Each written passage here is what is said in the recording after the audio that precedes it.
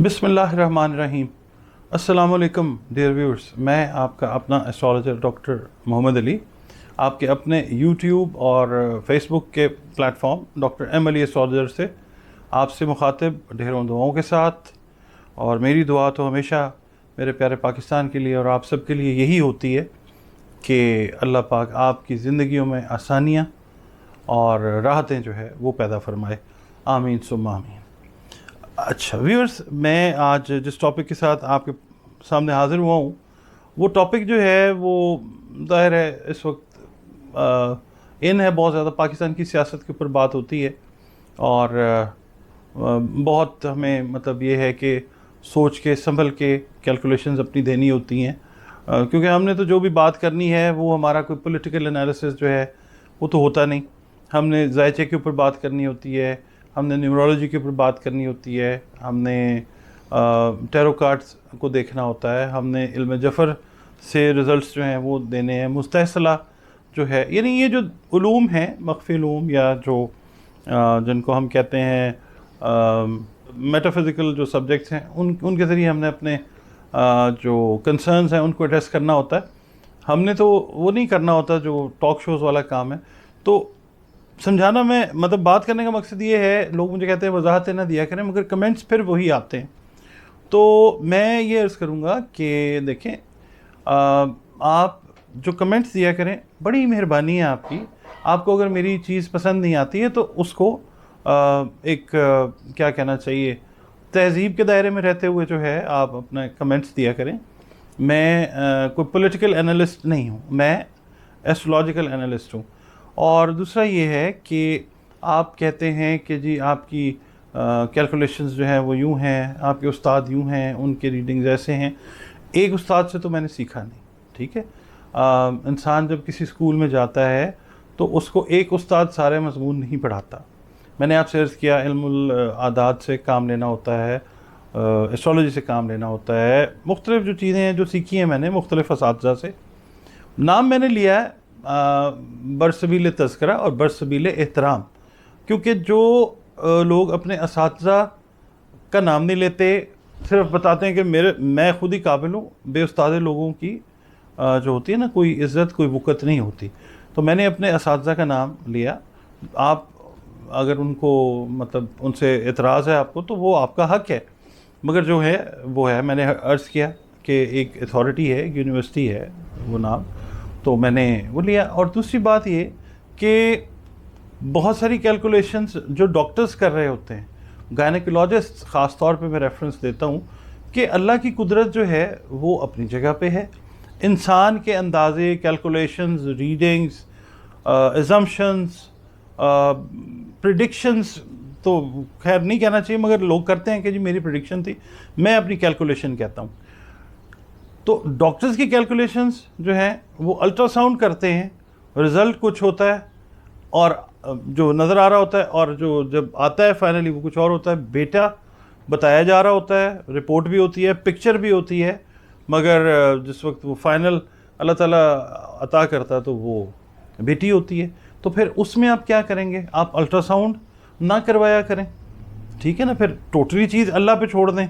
मौसम जो है अल्लाह ताला ने असल में ये उलूम जो पैदा किए हैं ये हमें आगे बढ़ाने के लिए, और इसलिए कि अगर हमारी मिसाल के तौर पे कोई कैलकुलेशन गलत होती है तो ये इस बात का बय्यन और वाज़ेह सबूत है कि अल्लाह रब्बुल इज़्ज़त बेहतरीन जानने वाला है। हम गलती के पुतले हैं, हम ख़ता के पुतले हैं। हमारे असातिज़ा हमें बेहतरीन चीज़ पढ़ाते हैं। अगर हम एक क्लास में रहते हुए 50 नंबर लेते हैं या एक क्लास में रहते हुए हम 100 नंबर लेते हैं तो ये अल्लाह ताला ने जो समझ दी है ये उसके हिसाब से, क्योंकि टीचर ने तो एक ही चीज़ सिखानी है और हमने वही करनी है। अब कोई कैसे समझता है, कोई कैसे समझता है, वो उसका अपना तरीक़ाकार है। तो प्लीज़ ये जो एस्ट्रोलॉजी है इसको नॉलेज विद एंटरटेनमेंट या एंटरटेनमेंट के लिए जो एक नॉलेज से भरी हुई एंटरटेनमेंट है ना, इसको ऐसे लिया करें, इसको ज़िंदगी और मौत का मसला ना बनाया करें। और कमेंट्स देते हुए थोड़ा सा ख्याल किया करें, आप भी इज़्ज़तदार हैं और हम लोग भी इज़्ज़तदार हैं। तो इज़्ज़तदार लोग इज़्ज़तदार लोगों से जब मुखातिब होते हैं तो वो फिर इज़्ज़त के साथ मुखातिब होते हैं। उम्मीद करता हूँ आपको ये मेरी बात समझ आ गई होगी। आज के टॉपिक की तरफ चलते हैं। टॉपिक जो है वो ये है कि नई पार्टी जो है इस्तेहकाम पाकिस्तान पार्टी वो वजूद में आई है लाहौर में 8 जून 2023 को, और वक्त है शाम के 5:46। इसके बानी हैं जनाब मोहतरम जहांगीर तरीन साहब, और जो पार्टी है उसका हमने जायचा बनाया, उस जायचे को हम पढ़ेंगे और आपके क्वेश्चंस जो आ रहे हैं, मैसेजेस जो आ रहे हैं, उनके ऊपर हम बात करेंगे। इस्तेहकाम पाकिस्तान पार्टी जो है उसका जायचा ये बताता है कि इस्तेहकाम पाकिस्तान पार्टी को स्टेबल होने में, इस्तेहकाम हासिल करने में कुछ वक्त ज़ाहिर दरकार होगा। और वैसे भी जिस वक्त में इस पार्टी की फॉर्मेशन हुई, एस्ट्रोलॉजी के हिसाब से अगर हम देखते हैं तो कोई बहुत अच्छा वक्त नहीं है। और अगर हम इसका जायचा पढ़ते हैं तो हम ये देख सकते हैं कि इसका जो सन है, सन का ताल्लुक जो है वो रिस्पेक्ट, ऑनर, इज़्ज़त के साथ है। इसका सन इज़ स्क्वेयर्ड बाय सैटर्न। ठीक है, कोई भी एस्ट्रोलॉजी को समझने वाला, बेसिक एस्ट्रोलॉजी जो समझता है शायद वो भी, और जो असातिज़ा हैं एस्ट्रोलॉजी के, वो मेरी इस बात से इत्तेफाक करेंगे कि the sun of Istehkam Pakistan party is being squared by Saturn, इसका जो सन है। अच्छा, अब जब स्क्वायर की नज़र हम पढ़ते हैं तो वो दुश्मनी की नज़र या नेगेटिव एंगल जो है वो कंसिडर किया जाता है। सैटर्न अगर स्क्वायर दे रहा है सन को, तो इसका मतलब ये है कि रिस्पेक्ट और ऑनर में थोड़ा सा फ़र्क आ सकता है, मगर उसका रीज़न जो है मैंने आपको बता दिया कि एस्ट्रोलॉजिकल पोजीशन जो है वो इस तरह की है। उसके बाद जो इसका मून है, मून का ताल्लुक जज्बात के साथ है, सोच के साथ है, आपकी जो फ़िक्र है, आपकी जो इमोशंस हैं उसके साथ है। उसको स्क्वायर दो तरफ से है। केतु की स्क्वायर उसको 6th हाउस से, छठे घर से केतु उसको स्क्वायर दे रहा है, और 12वें या दूसरे घर से उसको राहु जो है वो उसको मून को स्क्वायर दे रहा है। वो भी प्रॉब्लम है। वो अल्लाह की रहमत का घर है और वो ऑलरेडी अपने जो मून है वो अपने एनिमी प्लैनेट के घर में एक्वेरियस के अंदर है। एक्वेरियस जिसका लॉर्ड सैटर्न, लॉर्ड सैटर्न है, वो ऑलरेडी स्क्वायर दे रहा है सन को भी। तो ये चीज़ जो है, और फिर दूसरा ये है कि जो राहु है वो शेडो प्लैनेट है सैटर्न का, वो भी स्क्वायर दे रहा है इसको, मून को। तो ये है कि ये थोड़ा सा रिस्पेक्ट और ऑनर गेन करने में इसको टाइम लग सकता है।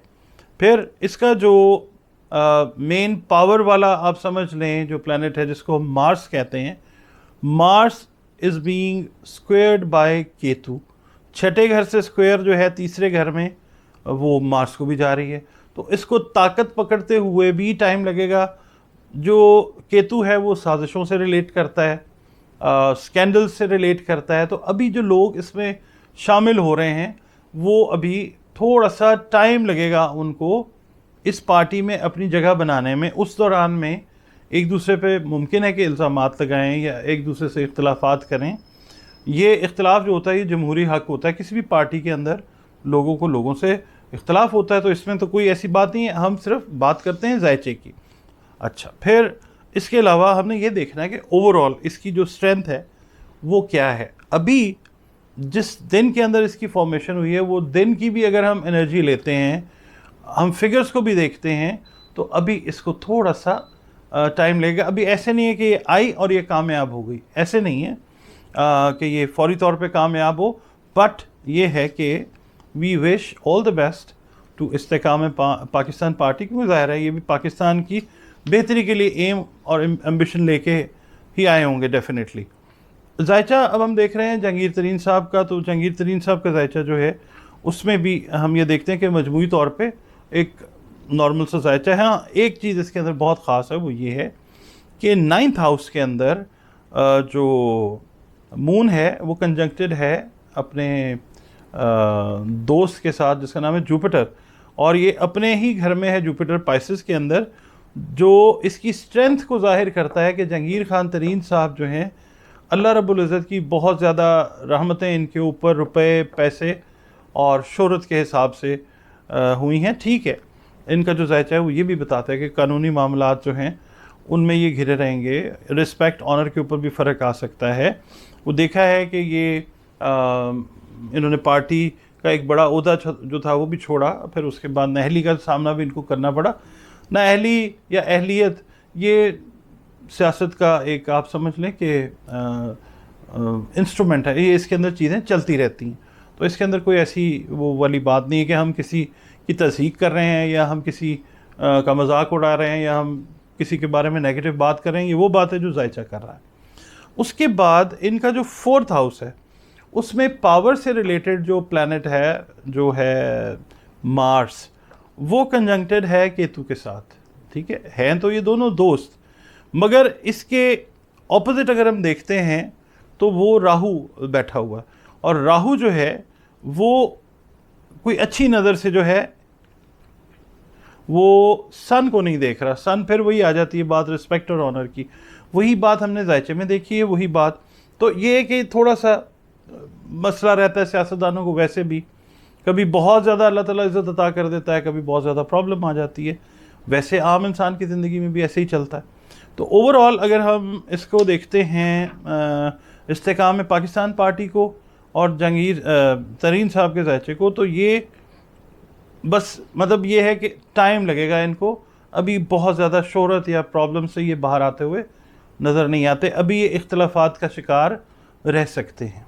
ये मेरी रीडिंग है। ठीक है, इसको ये ना कहिएगा कि जी क्लियर नहीं है, मैंने बिल्कुल क्लियर वर्ड्स में बताया कि जनाब ये अभी फ़िलहाल अगर आप समझ लें कि फेम गेन कर लेगी, इनके ये वोट जो हैं ये ले लेंगे, इलेक्शन जीत जाएंगे, ऐसा कुछ नहीं है।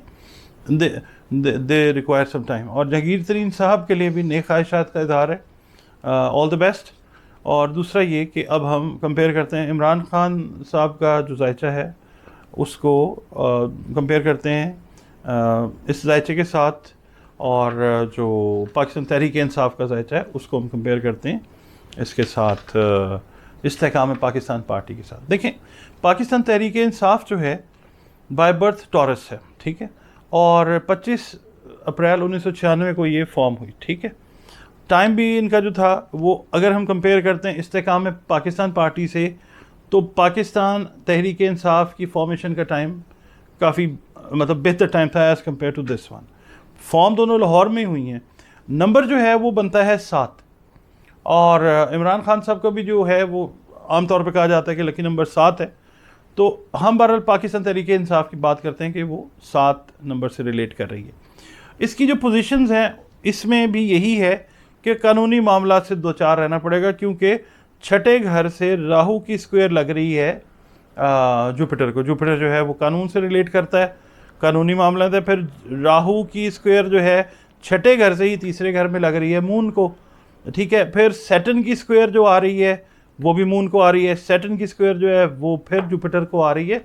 तो ये भी घिरे हुए मुश्किलात में, मगर ओवरऑल इनकी प्लैनेट्स की जो पोजीशन है वो as compare to Istehkam Pakistan party, देखिए इन्होंने 26-27 साल सर्वाइव भी कर लिया है। ठीक है, और अब जाके एक ख़ास वक्त के ऊपर जब महाचंडाल योग या गुरु चंडाल योग लगा है, यानी जिस वक्त जुपिटर और राहु जो है कंजंक्ट हुए हैं, इस वक्त में आके ये पार्टी जो है बज़ाहिर टूट फूट का शिकार नज़र आ रही है। अब ये देखना है कि कुदरत किस तरफ लेके जाती है, या जायचा जो है वो किस तरफ इसकी डेविएशन करता है। ये टूट फूट के बाद दोबारा जायचे के हिसाब से लगता है कि ये थोड़ी स्टेबल होती हुई नज़र आती है। और जो लोग भी यहाँ से गए हैं, एक तरह से आप समझ लीजिए कि पाकिस्तान तहरीक इंसाफ के हक़ में ये चीज़ बहुत बेहतर हुई है कि लोग जो हैं वो फ़िल्टर आउट होके नए लोगों के लिए जगह छोड़ गए हैं। और अब ये है कि यंगस्टर्स जो हैं, कहा भी जा रहा है, मेरे साथी जो एस्ट्रोलॉजर्स हैं वो भी यही कह रहे हैं, मेरी रीडिंग भी यही है कि यंगस्टर्स जो हैं वो अब पाकिस्तान तहरीक इंसाफ में अपनी जगह बनाते नज़र आएंगे और पाकिस्तान के लिए कुछ अच्छा करते हुए नज़र आएंगे। अच्छा, अब हम बात कर लेते हैं जनाब, देखिए नेगेटिव बात भी होगी, पॉजिटिव बात भी होगी। पाकिस्तान तहरीक इंसाफ जो है कल अदम भी नहीं होती हुई नज़र आती। और दूसरा ये कि मैंने किसी और वीडियो में भी बात की है कि देखें, लोग चले जाते हैं, लोग आ जाते हैं, पार्टीज़ चलती हैं। भुट्टो शहीद ने पीपल्स पार्टी की बुनियाद रखी, पीपल्स पार्टी आज भी कायम है। उससे कितने लोगों ने बेनिफिट लिया, कितने लोगों ने यानी वो कितने लोगों के काम आए हैं पीपल्स पार्टी वाले। और देखें उसके अंदर आप ये देखिए, मोहतरमा बेनज़ीर भुट्टो शहीद ने रूल किया, मोहतरम आसिफ जरदारी साहब ने जो है उन्होंने रूल किया। अब नेक्स्ट जनरेशन उनकी जो है वो तैयार हो रही है। तो ये है कि पार्टीज़ जो हैं वो तो रहती हैं, लोग तब्दील होते रहते। इमरान खान साहब ने बहरहाल ये तहरीक इंसाफ बनाई है और लगता ये है कि आने वाले थोड़े से टाइम में अक्टूबर तक जो है वो काफ़ी हद तक ये मुश्किलात से निकलती नज़र आती है, क्योंकि कौमों पे भी मुश्किल वक्त आते हैं और पार्टीज़ पे भी मुश्किल वक्त आते हैं। ये अपनी एक जो सियासी पुख्तगी है शायद ही उसकी तरफ जा रहे हैं। आज तक ये ऐसा पाकिस्तान तहरीक इंसाफ के साथ नहीं हुआ था। इनके लिए एक आप समझ लें सबक भी है। और दूसरा ये कि इमरान अहमद ख़ान साहब का जो जायचा है वो अगर हम देखते हैं, कंपेयर करते हैं इनकी जमात का जो जायचा हमने बनाया उसके साथ, तो ये लिबरा हैं। और इस वक्त जो सिचुएशंस हैं वो आप देख लें। इनका जो 8वां घर है उसके अंदर जो जुपिटर है वो रेट्रोग्रेड है, ठीक है, और कंजंक्टेड है मून के साथ। इमरान खान साहब को अपनी हेल्थ से रिलेटेड इश्यूज़ लाहक हैं इस वक्त शदीद तरीन और ख़तरे में हैं, और लाइफ से रिलेटेड इज़्ज़त जो है वो तो दाव पे लगी हुई है, ज़ाहिर है। सॉरी, 8वां घर जो है वो डिजीज़ से रिलेटेड है। तो मून का इसके अंदर होना बताता है कि मतलब ये है कि इनको खुराक के मामले में बहुत ज़्यादा एहतियात करनी चाहिए। खाते वक्त जो है चीज़ें उनका ध्यान रखें, क्योंकि इनका जो 12वां घर है उसके अंदर मौजूद है केतु, और जो 5वां घर है उसके अंदर राहु मौजूद है। 5वां घर जो है वो लग्जरीज़ का घर कहा जाता है।